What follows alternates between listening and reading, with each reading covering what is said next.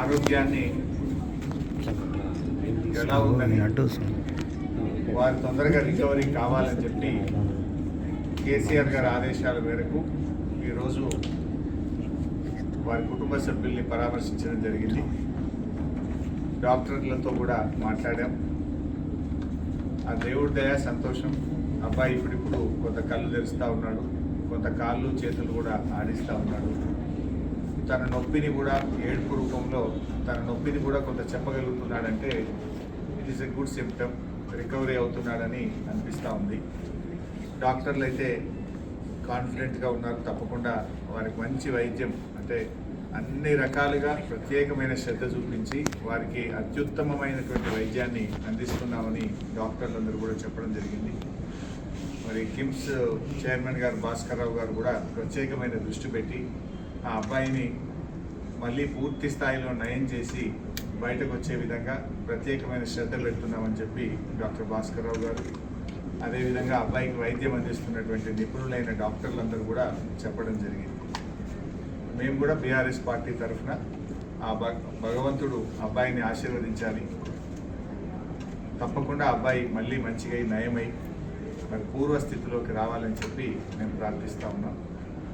వారి తండ్రి గారు భాస్కర్ గారికి కూడా కేసీఆర్ గారు మమ్మల్ని అందరినీ పంపారు. మీరు ధైర్యంగా ఉండండి, తప్పకుండా బాబు బాగవుతాడనే ఆత్మవిశ్వాసాన్ని ధైర్యాన్ని కూడా వారికి ఇవ్వడం జరిగింది.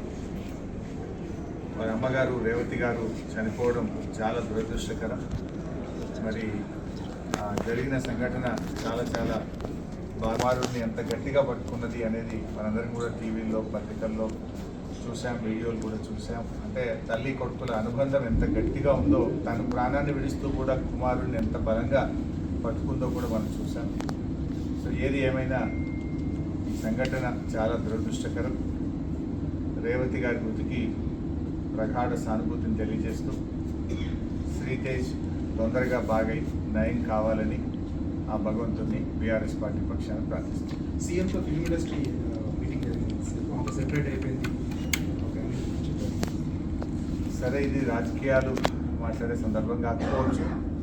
అందరికీ తెలుసు ఏం జరుగుతుంది అనేది. రాష్ట్ర ప్రజలు గమనిస్తున్నారు, ఫిల్మ్ ఇండస్ట్రీ వాళ్ళు గమనిస్తున్నారు.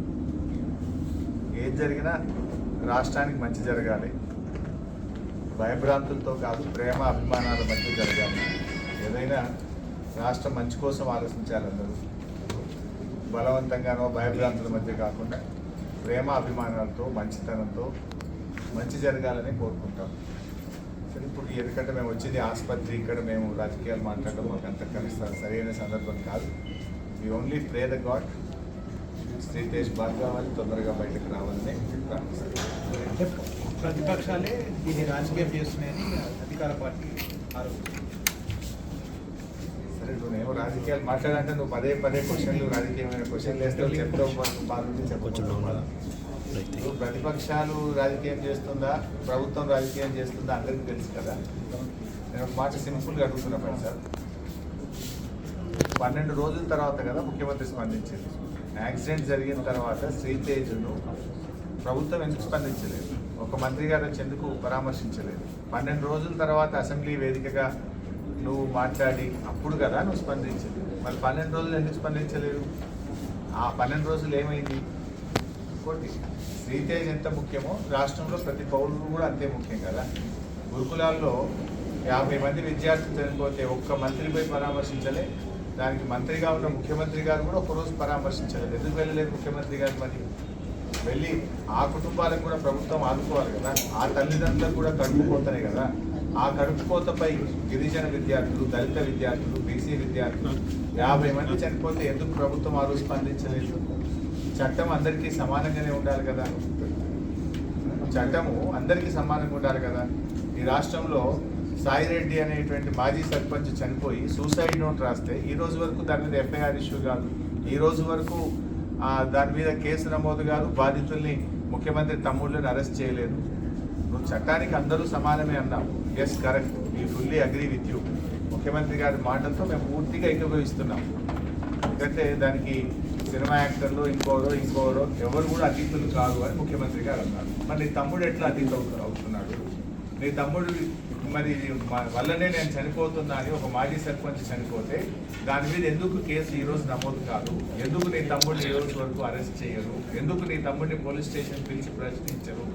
మరి చట్టం నీ తమ్ముడికి నీ కుటుంబానికి చుట్టమైందా అని నేను అడుగుతా ఉన్నాను. హౌ ఇట్ ఈస్, ఏ రకంగా కరెక్ట్? ఇంకా చెప్పాలంటే చాలా విషయాలని మేము మళ్ళీ మాట్లాడతాం, కానీ ఈ సందర్భం కాదు, హాస్పిటల్ దయచేసి మీరు కూడా అర్థం చేసుకోండి.